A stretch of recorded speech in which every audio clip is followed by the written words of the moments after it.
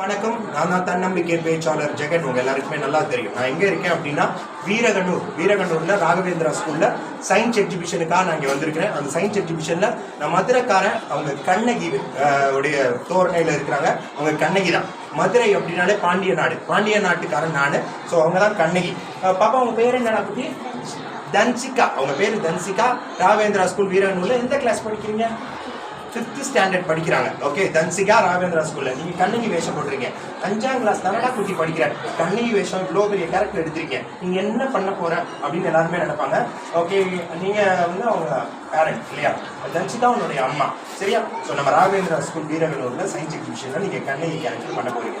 நான் மதுரைக்காரன், எங்க ஊரை பாண்டிய நாடுன்னு சொல்லுவாங்க. சீஃப் கெஸ்டா வந்து ஜெகன், எனக்கு ரொம்ப ஹாப்பி. உங்க பெர்ஃபார்மன்ஸ் பார்க்கறதுக்கு நான் ரொம்ப ஹாப்பியா இருக்கேன். கண்ணகி நடத்தும். எதற்காக நீ வந்திருக்கிறேன்? நடத்தும்.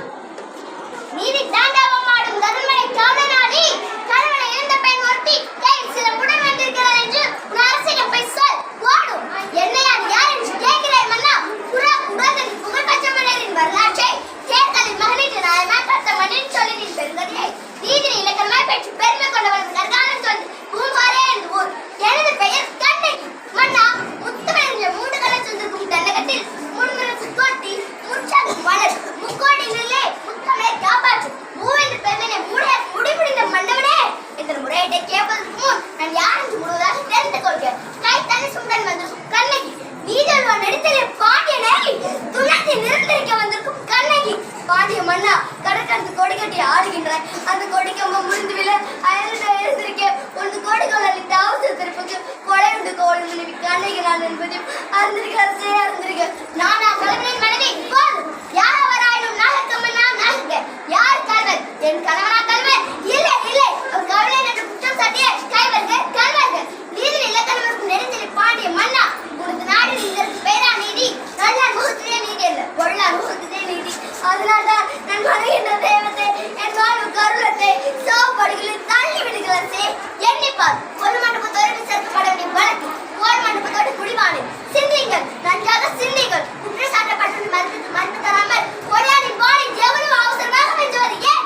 இதற்கு பேரா நீதி, இதற்கு பேரா நேர்மை, இதற்கு பேரா நியாயம், இதற்கு பேரா அரசு, இதற்கு பேரா அறங்காக்கும் மன்னன். என் கையில் இருப்பது கோபதேவின் சிலம்பு இல்லை, கோவலன் தேவியாம் என்னுடைய சிலம்பு. நீ யார் நம்புவதற்கு? உன்னை யார் நம்ப சொல்கிறார்கள்? உன் பல குறிக்க வந்தவன் நான். குற்றவாளி நீ. ஆம், நீ குற்றவாளி. அதனால் திருமணத்தின் உண்மை உன் கையில் இல்லை. இருக்கிறார்கள் அரசின் பெரியோர்கள், இவர்களே பொது நீதிபதிகள். இவர்கள் அறிக்கட்டும் நல்ல திருத்தி. தாய் மேல் ஆணையாக, தமிழ் மேல் ஆணையாக, தாயின் மக்கள் மேல் ஆணையாக கூறுங்கள். நல்ல தீர்ப்பை கூறுங்கள். கோபுரத்தை சிலம்பை கோவலன் என்றால் என்று சாட்டு அதுவும் மறந்தது. தரமளித்த தீர்ப்பு இதற்கு மன்னன் பொறுப்பு. இது என் வழக்கு.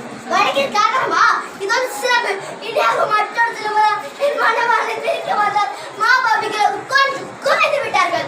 உங்கள் தெய்வ அணிந்திருக்கும் ஒரு சிலம்பு என்னோட இது. இதுக்கு அடையாளம் வேண்டுமா?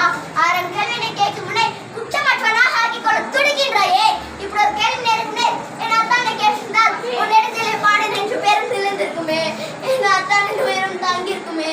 தேவ அணிந்திருப்பது ஒரு சிலம்பு என்னோட இது என்று மேய்ப்பது காட்ட என்ன பயன்? இருந்து போன அத்தானை எடுத்து தருவீர்களா? வெட்டி கொண்ட தலை